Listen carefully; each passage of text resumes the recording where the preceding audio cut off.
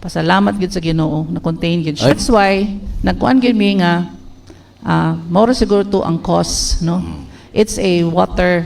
Dili ro siya food kay og negative ang water. Grabe ang mga problema ang pinangita sa rason ngano kaha, no, kung negative nga atong mga water tanan. At so mangita gid mi og lain nga rason ngano nagkalibang ang 600 ka buok. So food na pud na. Ang food mo mas grabe nga lisod i-trace. Kay wala na gibalabay naman na dili ka kakuha og mga samples. So wala na kuan pagkaugma, definitely wala na yung bahaw-bahaw din na, or the third day na labaw na gilabay na siya. So we could say nga we have addressed ang kuan ang pag-surge, ang pagtaas sa mga kaso. Pero ang atong gabuhaton karon, mga steps na gyud unsaon gyud nga malikayan gyud siya in the future. And everybody is aware na pagsulti lang nato nga ingon ana, they have to boil and they have to kuan. Everybody unsa ni nag-follow man.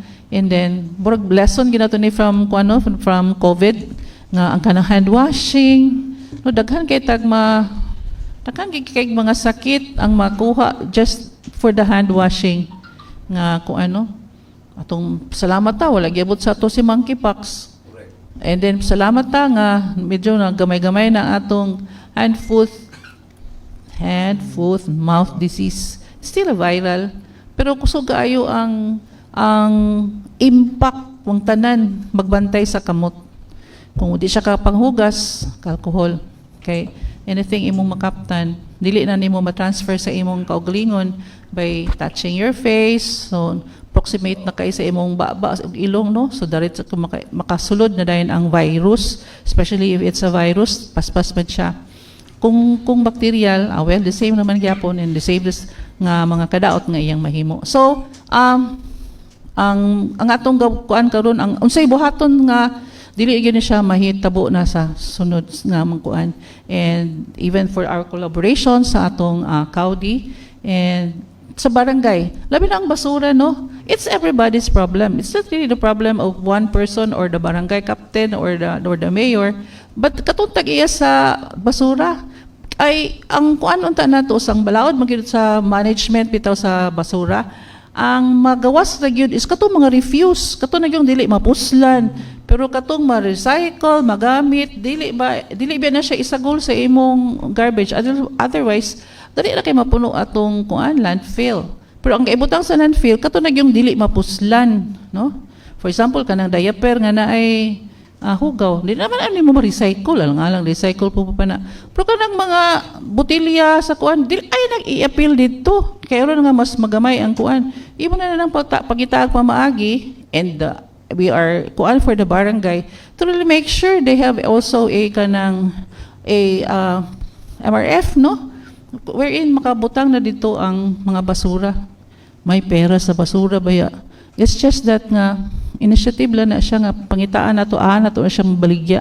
Even for us sa City Health Office, daga masamig basura, for example, palalandaan among syringe. Kada bulan, mayon siguro kag 200,000 among mahurot ana in a year's time. Ama na mo na ibutang ang 200 kuan. So iamo na siyang ibutang sa place nga pwede siya ma-recycle, nga mahimo na sad siyang syringe in the future. Meaning, ang basura really is our responsibility. Kay kita naman sa unsa ni problema, no? Prebe atong mga duha ka bulanon nga nasa kay Luprano nga nasunog ang nakita sa ko, nasunog man ang pako. Sige lang, di bito ni ato.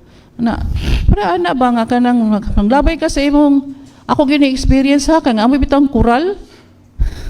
Kural sa among balay sa mama.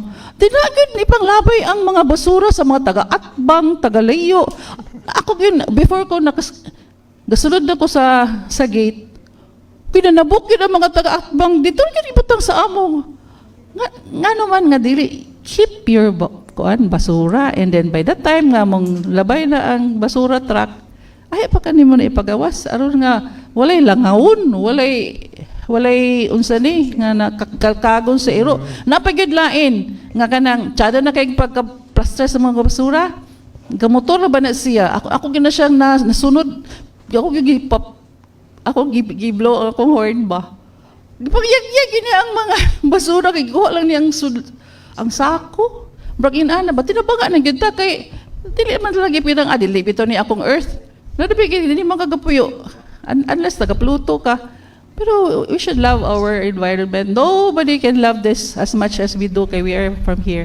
So even with the basura and even with keeping ourselves healthy, first ang kanigyo na atong just making sure that ang tanan nimong pag-prepare nimo sa pagkaon or tubig is sanitary nga manner.